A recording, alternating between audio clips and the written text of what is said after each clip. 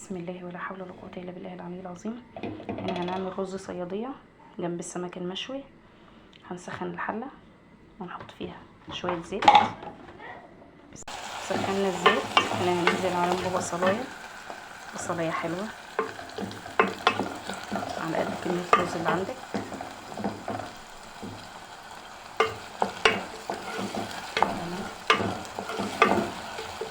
هنشوحها، هنحمرها قوي، اقسي عليها شوية في التحمير عشان تاخدي اللون والطعم اللي انت حباه.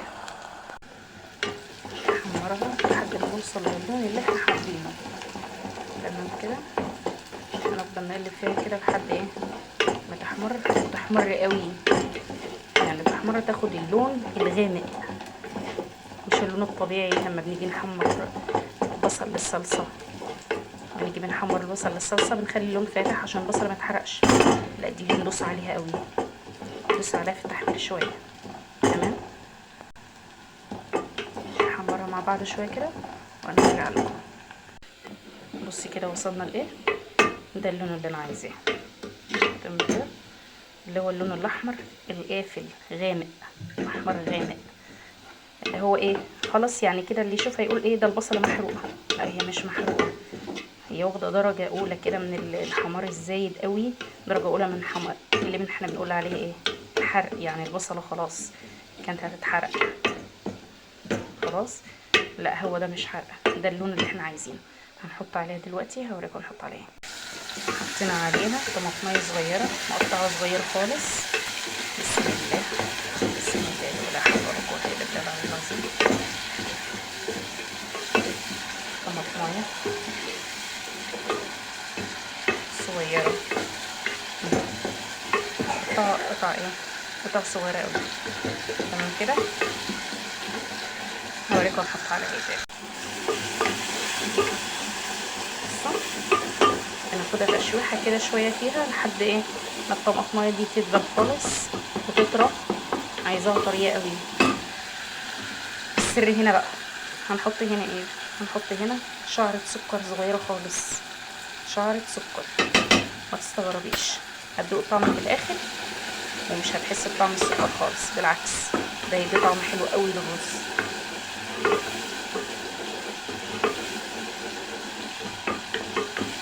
هنا بقى هننزل بايه، بالتوابل. عايزه اشم ريحه التوابل مع الطماطم والبصل.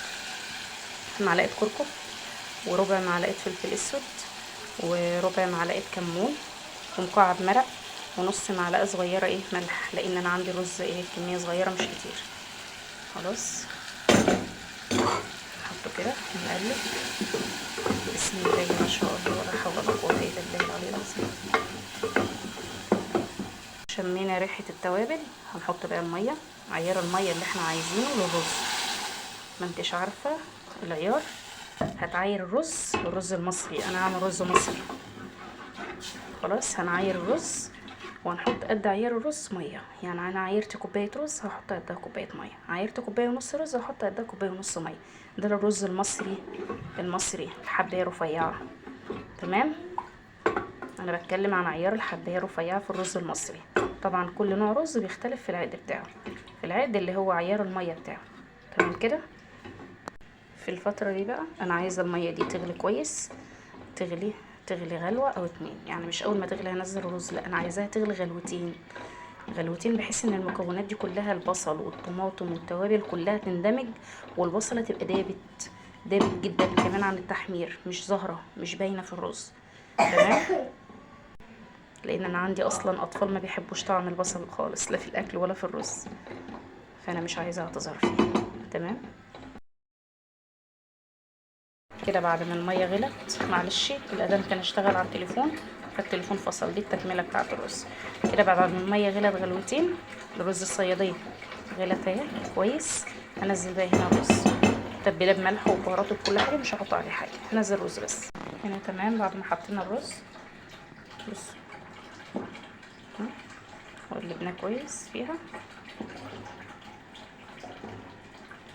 خلاص، هنغطيه بقى ونسيبه يغلي. ما توطيش عليه الا لما يبقى فيه شقشيق بسيط كده من الميه، يعني حاجه بسيطه من الميه على وش الرز بنيجي نهد عليه بس ما بنهديش قوي، بنهدي شويه بس عشان الرز ما يتحرقش. تمام، لان الرز ده فيه بصل فممكن يتلهف من تحت، مش رز ابيض. وبعدين هتسيبيه شويه لحد ما يتشرب الميه كلها تماما.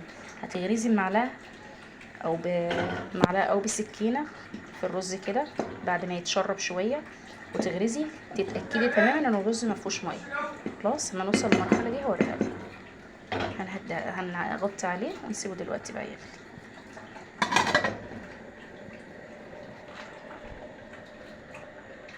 هنا بعد ما الرز غلى شوفوا شقشق ميه بسيط خالص اهي.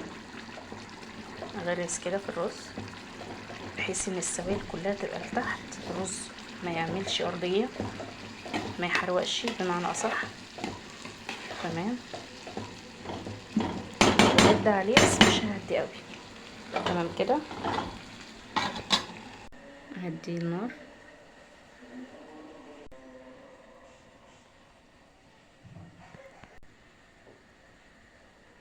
البوتاجاز بيطفي زي اللي مش عايز يهدى. تمام، ادينا النار شويه بس مش قوي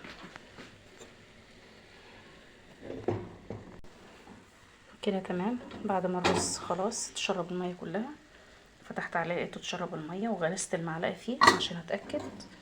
المعلقه ما بتيجي تغرزيها تنزل بصعوبه شويه مش قوي. خلاص كده نهدى عليه عشان ما يحرقش. هنا بقى هنعمل الدقه بتاعه السمك المشوي. جبنا ملح وكمون، توصل بالكمون شويه، وشويه شطه صغيرين، وشويه فلفل اسود. هنقلبهم في بعض كده من غير توم. هنقلبهم كده وهنخلطهم وهنرشهم على السمك وهنعصر عليهم بس ليمون. تمام كده، من غير توم من غير اي حاجه، لان انا جايباه بولت كبير، والبولت الكبير بصراحه ما بحبش احط عليه توم ولا بحب احطه في ميه. خلاص كده هوريه لكم دلوقتي لما اشويه. هنا جبنا السمك وهنقلبه في الرده النخيله بتاعه الدقيق. خلاص، وهنزرقه في الفرن بعد ما الفرن يكون سخن. بسم الله. الفرن عالي قوي من تحت، نعليه من تحت، سخناه كويس ودرجه الحراره بتاعته من فوق. خلاص كده سخنا الفرن وظبطنا النار بتاعته وهنقلبه دلوقتي واوريهولكم. هنا بقى هنعمل ايه؟ خرطنا طماطم وفلفل وخيار للسلطه جنب السمك والرز الصياديه. وهنا خرطنا بصلايه حطينا عليها معلقه خل ومعلقه زيت زيتون، وهنحط عليها كمان شويه صغيرين خالص من الملح بالخلطه اللي احنا عملناها للسمك. ملح على كمون على فلفل اسود، وتوصينا شويه بالكمون على شويه شطه صغيرين. يعني في ناس ما بتحبش الملح على السلطه، لا انا بحط بس ما بكترش يا جماعه. هنقلب الاول البصلايه بالخل بزيت الزيتون بالتوابل الملح والفلفل والكمون. بس انا ما بعملش الخطوه دي لما اكون خلاص السلطه هتتحط قدامنا وهناكل. هنا بقى حطينا البصله اللي تبلناها بالملح والفلفل والكمون والخل وزيت الزيتون. هنقلبها كويس في السلطه، نقلبها كويس. تمام، عشان نقدمها يلا على الغدا ونوريكم. ده السمك اللي شويناه من غير ما نملح في ميه او نعمل توم او نعمل اي حاجه، مجرد ما رشينا عليه ملح بكمون بشطه بفلفل اسود وعصرنا عليه ليمون كتير. وده الرز الصياديه اللي عملناه مع بعض والمخلل والسلطه. الحمد لله، فضل ونعمه، اللهم دم ونعمه وحفظها من الزوال.